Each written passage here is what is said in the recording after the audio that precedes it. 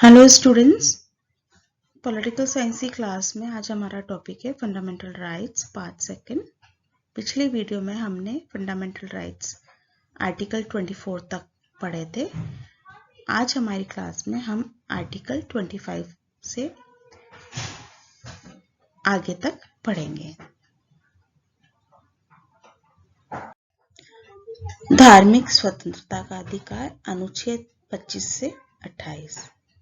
हमारे संविधान द्वारा धर्मनिरपेक्ष राज्य की स्थापना की गई है और हमारे नागरिकों को धार्मिक स्वतंत्रता का अधिकार प्रदान किया गया है।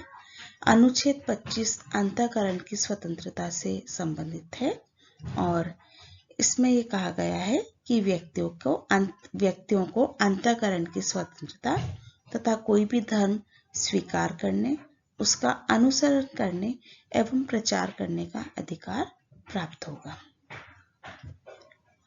अनुच्छेद 26 द्वारा धार्मिक संस्थाओं तथा दान से स्थापित सार्वजनिक सेवा संस्थाओं की स्थापना तथा उनके पोषण का अधिकार प्राप्त है और इसके अनुसार धार्मिक संस्थाओं तथा दान से स्थापित सार्वजनिक सेवा संस्थाओं की स्थापना तथा उनके पोषण का अधिकार, धर्म संबंधी निजी मामलों का स्वयं प्रबंध करने का अधिकार, धार्मिक मामलों के लिए चल और अचल संपत्ति के अर्जन और स्वामित्व का अधिकार और संपत्ति का विधि के अनुसार संचालन करने का अधिकार प्रदान किया गया है।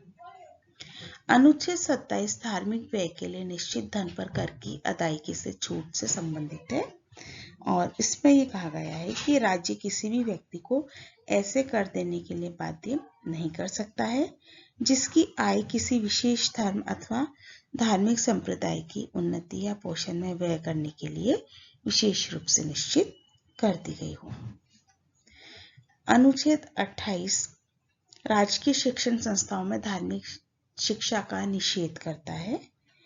इसके अनुसार राजकीय निधि से संचालित किसी भी शिक्षण संस्था में किसी भी प्रकार की धार्मिक शिक्षा प्रदान नहीं की जाएगी और इसके साथ ही राज्य द्वारा मान्यता प्राप्त या आर्थिक सहायता प्राप्त शिक्षण संस्था में किसी व्यक्ति को किसी धर्म विशेष की शिक्षा ग्रहण करने के लिए बाध्य नहीं किया जा सकेगा।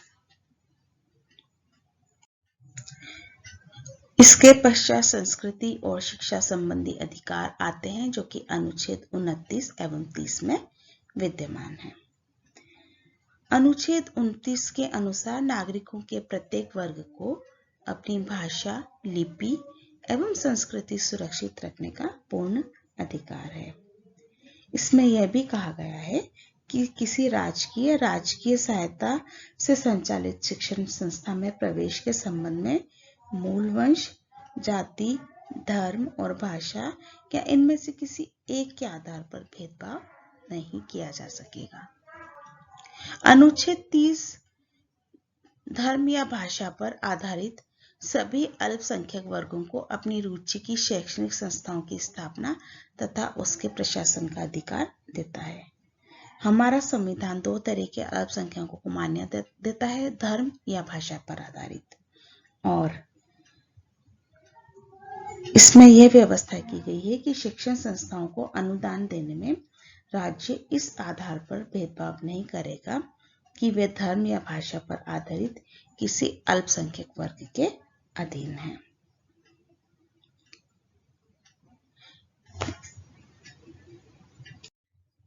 इसके पश्चात संवैधानिक उपचारों का अधिकार जो कि अनुच्छेद 32 में जिनका प्रावधान किया गया है। इसके अनुसार यदि किसी व्यक्ति के अधिकारों का हनन हो रहा है तो वो अपने अधिकारों की बहाली करवा सकता है और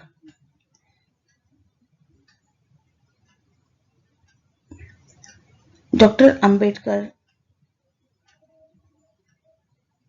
ने ये कहा था कि यदि कोई यह पूछे कि संविधान का वह कौन सा अनुच्छेद है जिसके बिना संविधान शून्य प्राय हो जाएगा, तो इस अनुच्छेद 32 को छोड़कर मैं किसी और अनुच्छेद की ओर संकेत नहीं कर सकता। यह तो संविधान का हृदय तथा आत्मा है। इसी तरह से भारत के पूर्व चीफ जस्टिस गजेंद्र गढ़कर ने इसे भारतीय संविधान का सबसे प्रमुख लक्षण माना था। तो जब कभी भी किसी व्यक्ति के अधिकारों का हनन हो रहा है तो वो सर्वोच्च न्यायालय या उच्च न्यायालय की शरण ले सकते हैं और सर्वोच्च न्यायालय, उच्च न्यायालय उसके गुण और दोष के आधार पर निर्णय कर अपना निर्णय दे सकते हैं और व्यक्ति के अधिकारों की बहाली का आदेश दे सकते हैं। सर्वोच्च न्यायालय और उच्च न्यायालयों के द्वारा नागरिकों के मौलिक अधिकारों की रक्षा के लिए 5 प्रकार के लेख जारी किए जा सकते हैं, जिसे बंदी प्रत्यक्षीकरण, परमादेश, प्रतिषेध, उत्प्रेषण और अधिकार परीक्षा कहते हैं।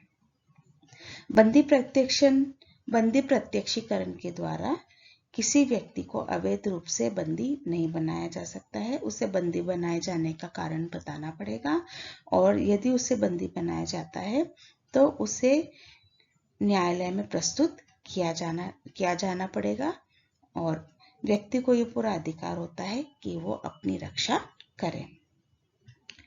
परम आदेश का जो लेख है वो उस समय जारी किया जाता है जब कोई पदाधिकारी अपने सार्वजनिक कर्तव्य का निर्वहन नहीं करता है। इस प्रकार के आज्ञापत्र के आधार पर पदाधिकारी को उसके कर्तव्य का पालन करने का आदेश जारी किया जा सकता है।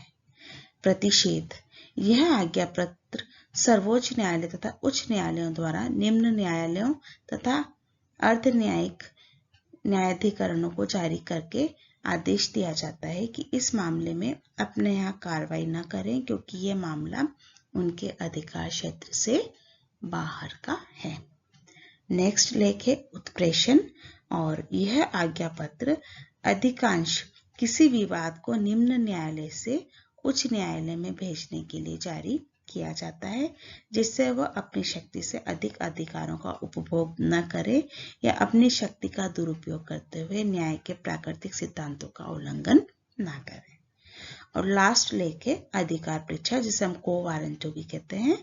जब कोई व्यक्ति ऐसे पदाधिकारी के रूप में कार्य करने लगता है जिसके रूप में कार्य करने का उसे वैधानिक रूप से अधिकार प्राप्त नहीं है, तो न्यायालय अधिकार परीक्षा के द्वारा उस व्यक्ति से पूछता है कि वह किस आधार पर इस पद पर कार्य कर रहा है और जब तक इस प्रश्न का संतोषजनक उत्तर नहीं देता वह कार्य नहीं कर सकता है।